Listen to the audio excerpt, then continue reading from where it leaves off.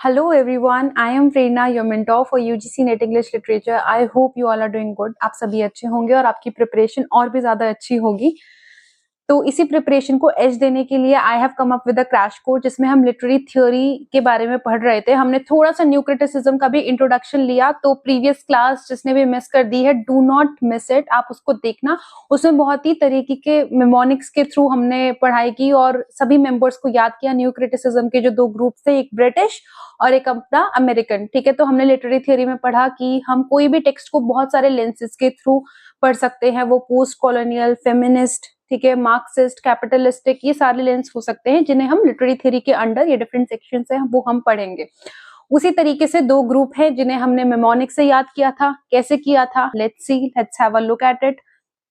जो हमारे British groups थे उसमें हमने क्या किया था, हमारा जो मेमोनिक था वो था टी लीव्स, ठीक है। तो कितनी आसानी से आपको याद होगा, टी लीव्स ब्रिटिशर्स वाला, जो हमारे ब्रिटिश राइटर्स हैं न्यू क्रिटिसिज्म में, उनके लिए ये मेमोनिक बनाया है। ऐसे याद कर सकते हैं कि ब्रिटिशर्स ने इंडिया में सबसे ज्यादा रेवेन्यू कौन सी प्लांटेशन से जनरेट किया था, टी प्लांटेशन से, ठीक है। So T for T S. Eliot, E for William Empson and A for we have I.A. Richards. Okay, very important writer। आज की क्लास में I.A. Richards को ही हम लोग पढ़ने वाले हैं।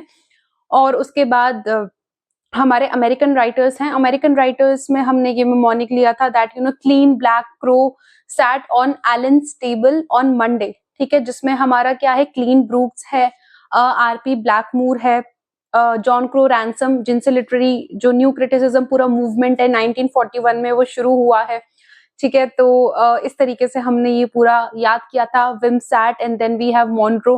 तो इन सभी राइटर्स को हमने इस मेमोनिक से याद किया। और न्यू क्रिटिसिज्म को एक स्कूल ऑफ थॉट था हमारा, क्योंकि new criticism form and content पे फोकस करते थे सबसे ज्यादा। कि फॉर एग्जाम्पल अगर हमारी ये एक टेक्स्ट है, ओके, तो इसमें सिर्फ हमें हिस्टोरिकल बैकग्राउंड को रिमूव कर देना है और सिर्फ हमें जो कंटेंट है उस पर फोकस करना है। और शिकागो स्कूल ऑफ थॉट जो थे वो एरिस्टोटल पोएटिक्स से बहुत ज्यादा इन्फ्लुएंस थे। तो वो लोग कहते थे कि नहीं, हमें हिस्टोरिकल कॉन्टेक्स्ट बैकग्राउंड पे बहुत ज्यादा फोकस करने की जरूरत है, हम इनको इग्नोर नहीं कर सकते हैं। क्योंकि एरिस्टोटल ने पोएटिक्स में जब हमें ट्रेजेडी के बारे में बात करते हैं, ट्रेजेडी में प्लॉट होना चाहिए, कैरेक्टर होना चाहिए, तो शिकागो स्कूल ऑफ हमारे क्रिटिक्स थे, उन्होंने न्यू क्रिटिसिज्म को क्रिटिसाइज किया। और इसके मेंबर्स का भी हमने एक मेमोनिक बनाया है जिसके थ्रू हम इन सभी ग्रुप्स को बहुत ही आसानी से याद कर सकते हैं and we will not be confused, ठीक है। तो इनका क्या हमारा मेमोनिक है, R.S. Crane, elder Olson, so rich elder brother bought MacBook and Crane। Crane हमारा R.S. Crane है जो कि काफी इंपॉर्टेंट मेंबर है इस ग्रुप का। Then we have Richard McKeon, Norman Maclean, Bernard Weinberg. Bernard Weinberg को हमने ब्रदर से मेमोनिक बनाया है। थोड़ा सा आप भी अपनी क्रिएटिविटी शो करके मुझे कमेंट सेक्शन में बता सकते हैं that how did you like this mnemonics. तो कल की क्लास को थोड़ा सा देखना और भी डिटेल में, आपको बहुत सारी नई चीजें पता चलेगी और डायरेक्ट क्वेश्चंस यहाँ से आने की बहुत ज्यादा पॉसिबिलिटी है, ठीक है। और चलिए विदाउट एनी फर्दर डू हम अपने सेशन को स्टार्ट करते हैं। And before we start the session, do like, share and drop your comment in the comment section. और कौन कौन से टॉपिक्स पे आप चाहते हैं कि मैं वीडियो बनाऊं। So we are going to come up with more new videos on our updated material. इसकी अगर आपको पीडीएफ चाहिए तो आप मेरे टेलीग्राम चैनल के साथ जुड़ सकते हैं, जिसका लिंक डिस्क्रिप्शन में भी है और मैं अभी यहाँ पे बता देती हूँ। प्रेरणा यूजीसी नेट इंग्लिश लिटरेचर, ठीक है, इंग्लिश प्रेरणा यूजीसी नेट इंग्लिश, ठीक है। तो इस पे आप सभी मुझे मेरे साथ कनेक्ट हो सकते हैं। यहाँ पे सारी अपडेटेड इन्फॉर्मेशन रहेगी इंग्लिश लिटरेचर से रिलेटेड, और जो ये पीडीएफ भी है ये आपको यहाँ पर प्रोवाइड करा दी जाएगी। चलिए तो हम आगे बढ़ते हैं। तो जो सबसे पहला हमारा न्यू क्रिटिसिज्म का राइटर है जो कि है विलियम एम्सन, उसके बारे में आज हम अपनी क्लास में बात करेंगे। इनके बहुत सारे इंपॉर्टेंट वर्क्स हैं। ईयर मैंने इसलिए लिखे हैं क्योंकि ईयर्स एग्जामिनेशन में पूछ लिए जाते हैं। फिर मत बोलना कि जो है क्रोनोलॉजी के क्वेश्चंस बाहर से आ गए हैं। तो क्रोनोलॉजी भी हम कोशिश करेंगे कि हम साथ में ही क्लास में करते जाए, क्योंकि हमें वो गैप ब्रिज करना है कॉन्सेप्ट का और पीवाईक्यूज का। क्योंकि बहुत बार ऐसा होता है कि हमने कॉन्सेप्ट पढ़ लिया और हमने पीवाईक्यूज सॉल्व नहीं किए। So we are going to bridge this gap. So we have 7 types of ambiguity. Ambiguity का मतलब क्या होता है? एम्बिग्विटी का मतलब होता है किसी भी वर्ड के दो मीनिंग, दो से ज्यादा मीनिंग जब हो जाते हैं तो उसे हम एम्बिगुअस बोल देते हैं किसी भी चीज को, ठीक है। कोई बात हमें समझ ना आए, कोई वर्ड हमें समझना है, कंफ्यूजिंग लगे, क्योंकि उसके दो मतलब है। जैसे मान लीजिए हम घर में भी बात कर रहे हैं अपनी मम्मी से, तो कई बार ऐसा होता है मम्मी ने हमें कोई बात बोली और हमें अलग समझ में आ गई, ठीक है, तो उसका उनकी तरफ से मीनिंग अलग था और हमें कोई और मीनिंग लगा, तो क्या हुआ, एक कंफ्यूजन क्रिएट हो गया, तो इसे एम्बिगुइटी बोलते हैं। तो 7 टाइप्स ऑफ एम्बिगुइटी हम डिस्कस करेंगे अभी। उसके बाद हमारे 7 वर्जन्स ऑफ पास्टोरल्स और मिल्टन्स गॉड, ये इनके कुछ ऐसे वर्क्स हैं जो क्रोनोलॉजी में क्वेश्चंस इनके आ सकते हैं। सबसे इंपॉर्टेंट वर्क हमारा हो जाता है 7 types of ambiguity. Now what are all the 7 types of ambiguity? इसमें जो है सबसे पहला हमारा है मेटाफर। अब मेटाफर क्या होता है? मेटाफर वो होता है कि कोई भी दो बिल्कुल अनरिलेटेड चीज को जब हम रिलेट कर देते हैं। फॉर एग्जाम्पल, हमने किसी को बोला that you know she is an angel, ठीक है, तो जरूरी नहीं है कि वो एंजल है, बट दो डिफरेंट चीजों से हमने उसको रिलेट कर दिया, ठीक है। For example, she is an angel. उसके बाद हमारे आ जाते हैं सिमिली। सिमिली में क्या होता है that she is like an angel. इसमें हम लाइक या एज का यूज कर देते हैं, तो वो क्या हो गया, हमारा सिमिली बन गया, ठीक है। जैसे ही इज अ लायन किसी को बोला और ये बोला he is as brave as lion, तो ये हमारा एज लगते ही या लाइक लगते ही हमारा ये सिमिली हो जाता है। उसके बाद एम्सन क्या बोलते हैं इसमें? Empson here emphasizes that each word phrase in a poem can be interpreted in more than one ways. He is highlighting 7 types of ambiguity, ठीक है, कि हम बहुत सारे वेज में इंटरप्रेट कर सकते हैं किसी भी चीज को, ठीक है, किसी भी वर्ड को, किसी भी फ्रेज को। क्योंकि न्यू क्रिटिसिज्म ने ये तो बोल दिया था कि हमें हिस्ट्री पे नहीं जाना, हमें बैकग्राउंड नहीं देखना, हमें ये तक नहीं पता कि ये वर्क किस राइटर ने लिखा है, ये किस जॉनरा में लिखा गया है, इंडिपेंडेंस के बाद लिखा गया है या फिर ड्यूरिंग फ्रीडम स्ट्रगल लिखा गया है। So we have like no idea. तो हम क्या करेंगे, हम वर्ड्स पे फोकस करेंगे, हम इमेजरी पे फोकस करेंगे, ठीक है, हम मेटाफर्स पे फोकस करेंगे जो भी हमारे वर्क में दिए गए हैं। So that's how new criticism focused on this concept. तो अब ambiguity में क्या हुआ, 2 or more meanings resolved in one, जब 2 से ज्यादा मीनिंग एक ही शब्द में आ जाए। वो कैसे आएंगे? आपने ये वर्ड देखा है फास्ट, ठीक है, फास्ट का क्या मतलब हुआ? फास्ट के दो मतलब हुए। एक तो फास्ट का क्या मतलब होता है, जो एक व्रत रखते हैं, ठीक है, जैसे हम हिंदी में व्रत बोलते हैं, when we don't eat food for the entire day, it could be due to any religious purpose, any spiritual purpose, or people do fast also for their health benefits, ठीक है, हेल्थ बेनिफिट्स के लिए भी जो है कुछ लोग fast रखते हैं, हाफ डे भी रखते हैं, फुल डे भी रखते हैं। And one meaning is running, ठीक है, जल्दी जल्दी काम करना, किसी भी चीज को रनिंग करना या फिर कोई काम बहुत ही ज्यादा हेस्ट में करना। ओके, तो 2 मीनिंग हमारे पास आ गए, रनिंग, ठीक है, या फिर कोई भी हेल्थ की वजह से कोई, जिसे हम व्रत बोल देते हैं, ठीक है, व्रत हिंदी में। तो ये 2 मीनिंग्स आ गए हमारे पास। वर्ड एक ही है पर 2 मीनिंग है, तो एम्बिग्विटी, यहाँ पे कंफ्यूजन, ठीक है, यहाँ पे मिसअंडरस्टैंडिंग भी क्रिएट हो सकती है। और ये भी हो सकता है कि राइटर ने कोई इमेजरी किसी और इमेज को सोच के लिखी हो, but when the reader is reading वो एक कंप्लीटली अलग इमेजरी बना रहा है। ये हम और भी ज्यादा अच्छे से समझेंगे जब हम रीडर रिस्पॉन्स थ्योरी पढ़ेंगे, क्योंकि उसमें भी कुछ सिमिलर चीजें आपको देखने को मिलेंगी, तो हम कनेक्ट करेंगे वहां पे जो हमने न्यू क्रिटिसिज्म में पढ़ा। हालांकि दोनों डिफरेंट स्कूल ऑफ थॉट हैं, डिफरेंट एराज में आए हैं। ये 1941 में जॉन क्रो रैंसम के थ्रू इनिशिएट हुआ था, द न्यू क्रिटिसिज्म वर्क जो उन्होंने लिखा था, वो ही एक पूरे हमारे मूवमेंट का नाम बन गया फिर। तो चलिए अब आगे बढ़ते हैं। 2 ideas connected through context can be given in 1 word, ठीक है। अब जो भी कोई आइडियाज हैं हमारे, ठीक है, वो एक वर्ड में आ जाए। 2 or more important meanings that do not agree but combine to make a clear complicated state of mind in the author। तो ये अलग अलग तरह की हमारी एम्बिग्विटी है। एक हमारा अगर हम देखें कि 2 ideas connected through a context can be given in 1 word. अब जैसे हमारा रेड वर्ड हुआ एक, ठीक है, चलिए इसको रेड कलर से ही लिख देती हूं मैं। Okay, red. अब रेड के बहुत सारे मीनिंग हो सकते हैं। रेड कलर क्या डिनोट करता है? रेड कलर डिनोट करता है लव, रेड कलर डिनोट करता है हेट, रेड कलर डिनोट करता है एंगर, ठीक है, रेड कलर डिनोट करता है डेंजर, तो एक ही वर्ड है बट इसके कितने सारे मीनिंग्स हमें देखने को मिले। When a statement says nothing and the readers are forced to invent a statement of their own, most likely in conflict with that of the author. Two words that within context are opposite that expose a fundamental vision. ठीक है, कोई words हैं वो opposite हैं. Two words within a context are opposite that expose a fundamental division in the author's mind. तो इस तरीके की जो ambiguity है वो words में या उनके works में हमें देखने को मिल सकती है. ठीक है. अब नेक्स्ट हमारे जो राइटर हैं आई रिचर्ड्स, बहुत इंपॉर्टेंट है. हमेशा एक जो है क्वेश्चन हमें देखने को मिला इस वाले जो री एग्जामिनेशन हुआ था उससे पहले जो हमारा एग्जाम हुआ उसमें भी आई रिचर्ड्स से हमको क्वेश्चंस देखने को मिले. तो बहुत इंपॉर्टेंट हो जाता है हमारा आई रिचर्ड्स. और आई रिचर्ड्स इंपॉर्टेंट हो जाता है तो इनके वर्क्स की क्रोनोलॉजी की कौन सी ईयर में कौन सा वर्क लिखा गया है ये भी बहुत इंपॉर्टेंट हो जाता है. चलिए आप बताइए 7 टाइप्स ऑफ एम्बिगुइटी कौन से ईयर में लिखा गया था? 1930 में. देखो मैंने यहाँ पे मेंशन भी किया है, यहाँ पे भी हम लिख देते हैं, यहाँ से क्वेश्चन आ सकते हैं. ठीक है, तो ये एरियाज में इसलिए बता रही हूँ कि आपका आधा काम तो अभी आसान हो जाएगा जब आपको पता है कि यहाँ से क्वेश्चन आने की सबसे ज्यादा पॉसिबिलिटी है. We have I Richards. फिर इनके वर्क हैं the foundations of aesthetics, the meaning of meaning.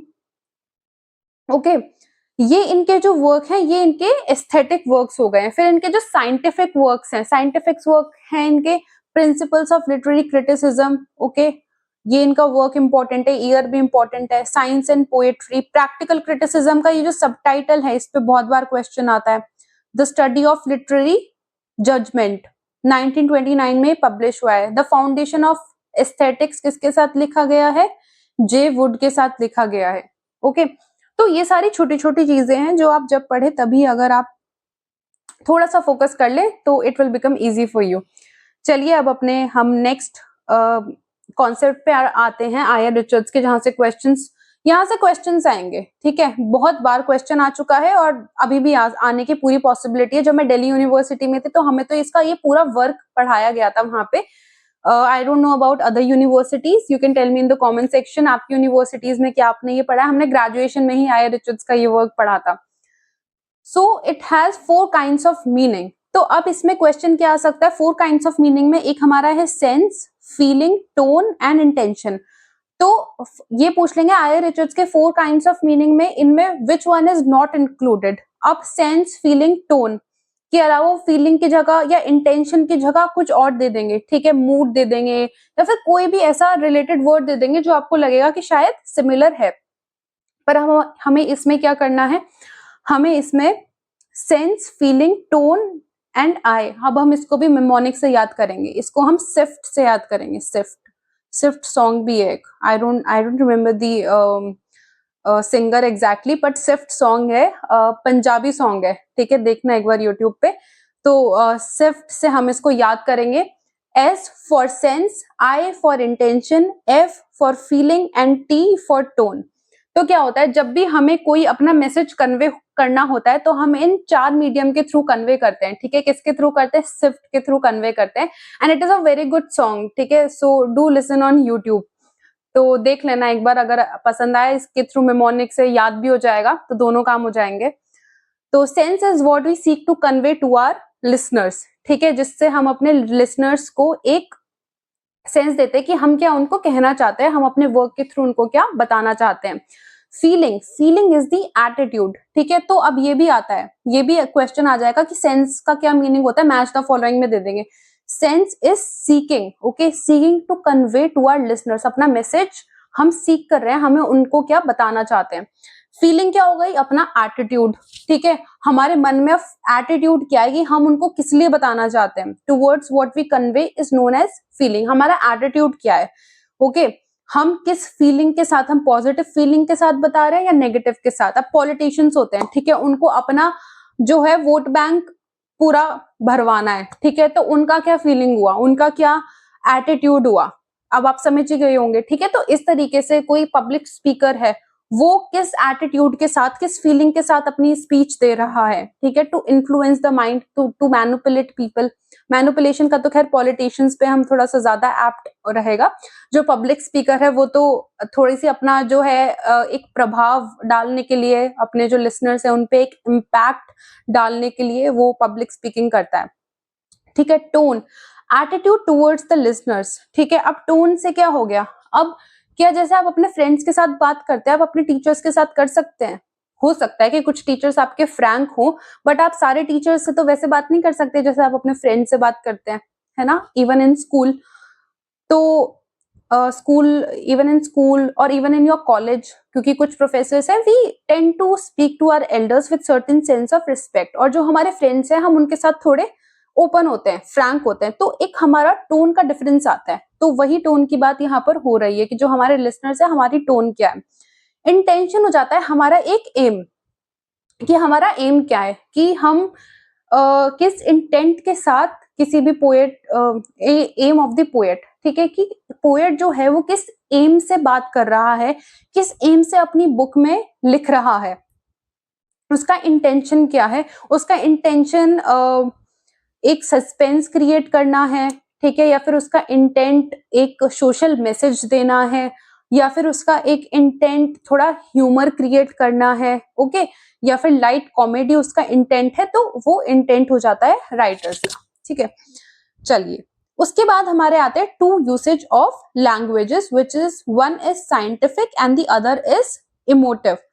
What is scientific? It talks about true और false. When we speak facts, जब हम फैक्ट्स के बारे में बात करते हैं, there are 7 days in a week, okay, there are 7 days in a week and 365 days in the year। अब कोई भी जो आई रिचर्ड्स के ये दो कॉन्सेप्ट दिए, टू यूजेस ऑफ लैंग्वेज। अब लैंग्वेज के भी दो मीनिंग होते हैं। कभी कभी ऐसा होता है कि हम किसी से बात कर रहे हैं, ठीक है, हम सिर्फ फैक्ट्स में बात कर रहे हैं, जैसे हम अपने कॉलीग से बात कर रहे हैं, ओके। अगर हम अपने कलीग से बात कर रहे हैं तो यूजुअली कॉन्वर्सेशन क्या होगी, कॉन्वर्सेशन ज्यादातर यही होगी कि हम जो भी अपना काम कर रहे हैं, या फिर कोई हमारा टीम वर्क है, कोई टीम लीडर है, so 70 to 80% of the conversation will surround around your work only, that what are the positives, what are the strategies to make it, you know, even more better, and how can we come up with a better plan to execute something, you know, good for the company। तो ये facts हो गए। और जैसे there are 7 days in a week, there are 365 days in a year, या फिर हम कोई साइंस का एक्सपेरिमेंट कर रहे हैं, हम किसी एग्जीबिशन में जा रहे हैं, तो वहां पर हमारी इमोटिव टॉक्स नहीं होंगे, वहां पर हमारे साइंटिफिक टॉक्स होंगे। अब हम आते हैं, एक इमोटिव यूज होता है लैंग्वेज का, जो हम अपने क्लोज, जो हमारे फैमिली मेंबर्स हैं या हमारे जो फ्रेंड्स हैं, हम उनके साथ इस लैंग्वेज के यूज को यूज करते हैं। For example, if we are speaking to our friends, ठीक है, if we are sad about something, so we will call our friend, ठीक है। अगर आपके क्लोज फ्रेंड्स जो भी होंगे, आप उनको कॉल करेंगे, आप उनसे बात करेंगे, आप डिस्कशन करेंगे। और if you are about to tell something to your parents, ठीक है, if something is concerning you और you are happy about something, आपको एक कोई भी बहुत अच्छी न्यूज मिली है, ठीक है, आप शेयर करना चाहते हैं, तो वो भी एक इमोटिव फीलिंग हुआ, एक इलेटेड फीलिंग, हम एक्साइटेड हैं किसी चीज को लेकर। तो ये भी एक लैंग्वेज का पर्पज है, that we are not only talking about the facts. आपने देखा होगा कि जैसे एक स्पेनिश लैंग्वेज होती है, तो स्पेनिश लैंग्वेज हो गई, फ्रेंच लैंग्वेज हो गई, ओके, तो ये हमारी थोड़ी सॉफ्ट लैंग्वेज हो जाती है। पर एक जो जर्मन लैंग्वेज है, वही जर्मन लैंग्वेज जो है वो थोड़ी टेक्निकल है, क्योंकि वहां के जो लोग हैं वो थोड़ा उसी तरीके से ऑपरेट करते हैं, उसी तरीके से वो काम करते हैं। तो इवन लैंग्वेजेस के एक्सेंट में, उनके बोलने के तरीके में भी बहुत ज्यादा डिफरेंस होता है, okay. But emotive meaning is a completely different concept. Emotive मतलब to convey your emotions freely, okay. Then we have some important points about I. Richards. I. Richards takes into account if its effect on readers. ठीक है, यहाँ से question बन सकता है, mark कर लो कि रीडर्स को वो बहुत ज्यादा, कुछ राइटर्स होते हैं वो रीडर्स को इतना ज्यादा महत्व नहीं देते, इंपॉर्टेंस नहीं देते, पर जो हमारे आई रिचर्ड्स हैं, रीडर्स पे क्या इफेक्ट हो रहा है, इसीलिए तो उन्होंने सेंस की बात की, फीलिंग की बात की, ओके। क्या पढ़ा था हमने? सेफ्ट, sense, intention, feeling and tone. अब ये एग्जाम में क्वेश्चन गलत नहीं करोगे, और ये क्वेश्चन बहुत बार आते हैं। आप PYQ उठाओगे आपको समझ में आ जाएगा, सॉल्व भी करोगे तब भी ये सारी चीजें याद आएंगी। I. Richards also takes into account its effect on readers. For him, the real value of a poem lies in the reaction and attitude it creates. Real value कहाँ पे lie करती है कि जो attitude, reaction हम जो create करते हैं, whether or not it is conducive to a greater emotional balance, equilibrium। equilibrium का मतलब क्या होता है? एक balance create करना outer और inner reality में। Equilibrium, peace, rest in mind of the readers. I. Richards has used the term synthesis to denote a harmony and equilibrium of our impulses. मतलब इफेक्ट ऑन रीडर्स, सिनेथिस भी एक वही term हो गया कि readers पे क्या इफेक्ट हो रहा है, रीडर्स पे कैसा इफेक्ट होना चाहिए, ये भी क्वेश्चन आ सकता है, ठीक है। और ये ऐसे एरियाज है, बहुत सारे नोट्स में आपको शायद ये चीज ना भी देखने को मिले, ठीक है। ये क्वेश्चन आता है, मैं रिमूव कर देती हूँ, आपको अच्छे से दिख रहा होगा, a harmony and equilibrium of our impulses, okay.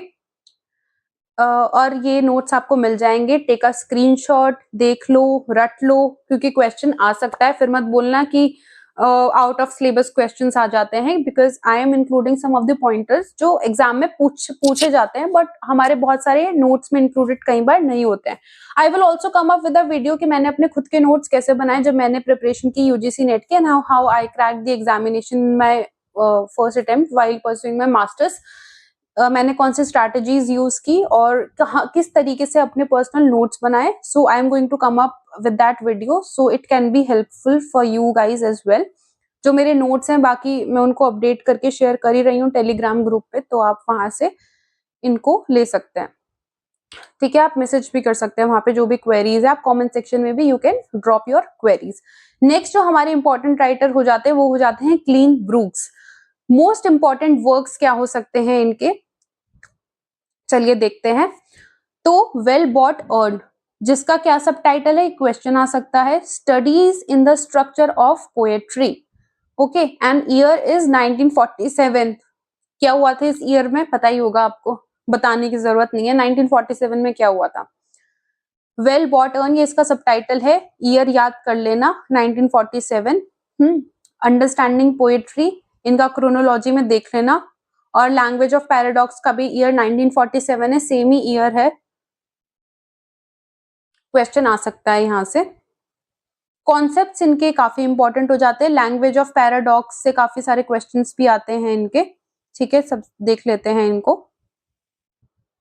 कल का सेशन मिस मत करना, देख लेना, क्योंकि रिलेटेड है, लिटरेरी थ्योरी पूरी कनेक्टेड होती है, तो अगर आप एक सेशन मिस कर दोगे और फिर दूसरे पे जंप करोगे तो वो थोड़ा सा हो सकता है आपको समझ में भी आ जाए, क्योंकि मैं बीच बीच में जो मैंने प्रीवियस क्लास में पढ़ाया था, आई यूजुअली टेक एग्जांपल्स और मैं थोड़ा सा जस्ट दे देती हूँ, बट स्टिल थोड़ा सा अगर आपको कॉम्प्रिहेंसिवली पढ़ेंगे तो क्वेश्चंस कर पाएंगे एग्जाम में सॉल्व, ओके। तो क्वेश्चंस ही करने हैं हमें at the end. Paradox, Emerson talked about in language of paradox. In this book, established crucial role of paradox. It's inevitable to poetry. Paradox क्या होता है, कोई भी ऑपोजिट चीजें, ठीक है, कोई भी कॉन्ट्रास्टिंग चीजें जब साथ में आ जाती है, जैसे व्हाइट एंड ब्लैक, ओके, कोई भी ऐसी चीज जिसका आपको बिल्कुल मतलब एक मीनिंग कंप्लीटली अलग है और एक मीनिंग कंप्लीटली अलग है, कॉन्ट्रास्टिंग में है बट एक साथ आ चुकी है, okay. In this book, he established crucial role of paradox. When two opposites meaning are talked about, the statement contradict itself. For example, Butch is married to Barb, but Barb isn't married to Butch. मतलब ऐसा तो नहीं है possible. But just to give you an example कि कैसे contrasting में चीजें आ जाती हैं. A is my sister, but I am not sister of A. ठीक है, ये थोड़े contrasting meanings होते हैं, इनमें paradox होता है, तो ये इस तरीके से हम ये पैराडॉक्स जो है क्रिएट हो सकता है जब एक स्टेटमेंट या दो स्टेटमेंट एक दूसरे को कॉन्ट्रास्ट करे। और भी पैराडॉक्स के बहुत सारे एग्जाम्पल हो सकते हैं, आप मुझे कमेंट सेक्शन में बताएं, जितना हम शेयर करेंगे कमेंट सेक्शन में लिखेंगे उतना हमें रिकॉल करने में और भी ज्यादा हेल्प मिलेगी, बेहतर होगा हमारे लिए रिकॉल करना, ठीक है। इसके बाद Cleanth Brooks illustrates working of paradox in two ways, ठीक है, टू वेज में जो हमारा वर्किंग ऑफ पैराडॉक्स है वो वर्क कर सकता है। जैसे कि अब हम पैराडॉक्स के और एग्जांपल्स देखते हैं अपनी लिटरेरी टेक्स्ट से ही। Composed upon Westminster Bridge, when he says speaker is able to appreciate the beauty of London just as he appreciates any other natural phenomena, because according to speaker London is a part of nature. London जो है वो part of nature ही तो है, इंसान ने ही तो वो बनाया है, and built by a man who himself is a part of nature. अब इंसान जो है, हम जो हैं, हम नेचर का ही तो पार्ट है, और जो लंदन में इतनी सारी बिल्डिंग्स हैं, जो इतने सारे जो मॉन्यूमेंट्स हैं, जो इतने अच्छे अच्छे मार्वलस स्ट्रक्चर्स हैं, वो भी मैन ने बनाए हैं। तो एक तरीके से देखा जाए तो ये भी एक नेचर की ब्यूटी हुई, है ना? So speaker says he is able to appreciate the beauty of London just as he appreciates any other natural phenomena composed upon Westminster Bridge. फिर जॉन डन का जो वर्क है कैनोनाइजेशन में क्या है? जॉन डन सबसे पहले तो मैं आपको बता दूं कि ये मेटाफिजिकल पोएट्स हैं जो प्लेटोनिक लव के बारे में बात करते हैं। तो कैनोनाइजेशन जो इनका वर्क है, मेटाफिजिकल पोएट्स को भी हम मेमोनिक और इन सब से याद करेंगे। मेरी एक वीडियो भी है जो सबसे पहली वीडियो है मेरे चैनल पे जिसपे लिटरेरी मूवमेंट्स मैंने डिस्कस किया, उनको भी हमने मेमोनिक के थ्रू याद करने की कोशिश की है। So do check out that video, it is going to be really helpful because you will be learning all the group members in blink of an eye. जैसे जैसे हम ये मेमोनिक से याद करें, मुझे तो बड़े मजे आते हैं मेमोनिक से याद करने में, तो मुझे बताना how did you like it. तो चलिए अब आगे बढ़ते हैं। A paradox which is used as underlying metaphor because speaker is describing physical love as saintly. तो सेंट्स डोंट लव, ठीक है, सेंट्स की कोई ऐसी फैमिली नहीं होती है, और अगर होती भी है तो वो उसको छोड़ के देन दे बिकम सेंट, ठीक है। आज के सेंट्स की तरह नहीं जिनकी फैमिली भी है, जो एंजॉय भी कर रहे हैं, अच्छी लग्जरी कार्स में भी घूम रहे हैं। उस टाइम पे ऐसा नहीं होता था, ठीक है, यूट्यूब वगैरह नहीं था, इन्फ्लुएंसर्स नहीं थे सेंट्स। तो as a paradox which is used as underlying metaphor because speaker is describing, इसमें स्पीकर जो है वो फिजिकल लव को सेंटली बोल रहा है। अब जो फिजिकल लव है हमारा वो सेंटली कैसे हो सकता है जब saints they don't fall in love, they don't fall in romantic love, they only fall in deep love with the higher power, ठीक है, स्पिरिचुअलिटी कह सकते हैं जिसको हम, यूनिवर्स कह सकते हैं, गॉड कह सकते हैं, we can take any name, ठीक है। तो आज के सेशन के लिए इतना ही, बाकी के जो इंपॉर्टेंट राइटर्स हैं हम नेक्स्ट सेशन में कवर करेंगे। So do like, share and subscribe with your friends because sharing is caring. And let me know in the comment section how did you like the lecture and what more videos you want me to come up with. And thank you so much. Prepare well for your examinations.